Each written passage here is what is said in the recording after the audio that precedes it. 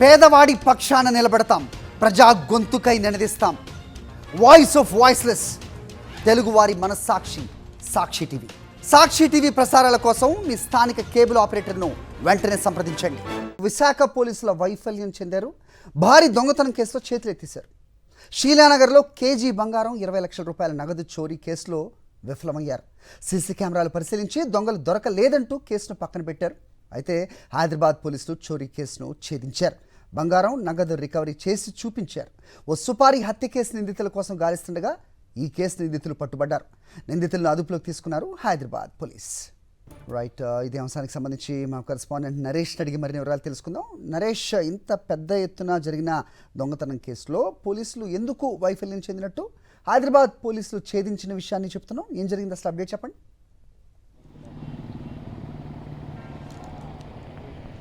హరి, విశాఖ పోలీసుల పనితీరు డొల్లతనం మరొకసారి బట్టబయలైంది. ఏకంగా విశాఖపట్నంలోని షీలానగర్ ప్రాంతంలో జరిగిన భారీ చోరీ ఘటనను పోలీసులు చేతులెత్తేస్తే విశాఖ పోలీసుల నుంచి ఏకంగా హైదరాబాద్ పోలీసులు ఈ కేసును ఛేదించిన పరిస్థితి నెలకొంది. అయితే హైదరాబాద్లో మనం చూసాము, పూర్తిగా కూడా సంచలనం రేపిన సుపారీ హత్య మలక్పేటలో చోటు చేసుకుంది.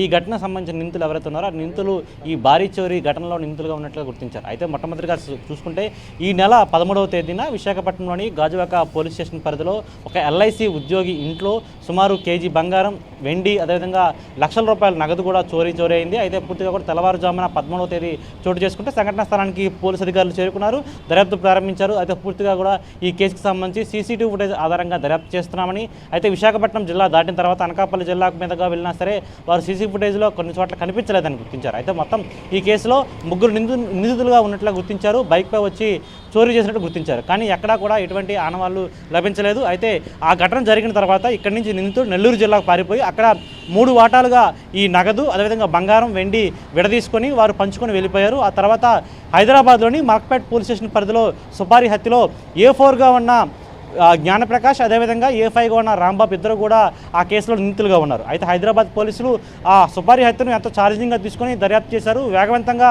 వారిని కావలిలో అదుపులో తీసుకున్న పరిస్థితి నెలకొంది. అయితే వారితో పాటు అంటే A4గా ఉన్న A5గా ఉన్న ఇద్దరు నిందితుల దగ్గర నుంచి కూడా కొంత నగదు, అదేవిధంగా బంగారం కూడా స్వాధీనం చేస్తున్నారు. ఈ నగదు, బంగారం ఎక్కడి నుంచి వచ్చిందని ఆరా తీయగా విశాఖపట్నంలోని షీలానగర్లో ఒక చోరీ చేశామని, ముగ్గురు చోరీ చేసిన తర్వాత మేము విడిపోయి వాటిని విడిభాగాలుగా పంచుకొని అక్కడి నుంచి హైదరాబాద్ వచ్చినట్లుగా కూడా నిందితులు చెప్పడంతో పూర్తిగా కూడా కేసు అంతా ఒక మరో మలుపు తిరిగింది. అయితే హుటాహుటిన ఈ విషయం తెలుసుకున్న విశాఖ పోలీసులు హైదరాబాద్ చేరుకున్నారు. అయితే నిందితుల్ని కస్టడీ తీసుకునే ప్రయత్నంలో ఉన్నారు. అయితే పూర్తిగా కూడా విశాఖపట్నం పోలీసులు CCTV కెమెరాల్లో కనిపించలేదని చెప్పిన మాటలు వారు పూర్తిగా కూడా కేసును వదిలేసిన పరిస్థితి నెలకొంది. అలాంటి తరుణంలో హైదరాబాద్ పోలీసులు అంత చాకచక్యంగా వారికి సంబంధించిన సుపారీ హత్య కేసు ఛేదించే ప్రయత్నంలో ఈ నిందితులు పట్టుకున్నారు. వారి దగ్గర నుంచి కొంతవరకు నగదును రికవరీ చేశారు, బంగారం కూడా. అంటే మరికొంత బంగారము ఇంకొక నిందితుడి వద్ద ఉంది, అతడు ప్రస్తుతం పరారీలో ఉంటే గుర్తించారు. ఇప్పటికైనా సరే ఈ ఘటనకు సంబంధించి మరొక నిందితుడిని అదుపులో తీసుకున్నట్లయితే ఆ బంగారము, నగదు మొత్తం అంతా రికవరీ అయ్యే అవకాశం ఉంది. ఎందుకంటే పూర్తిగా కూడా ఈ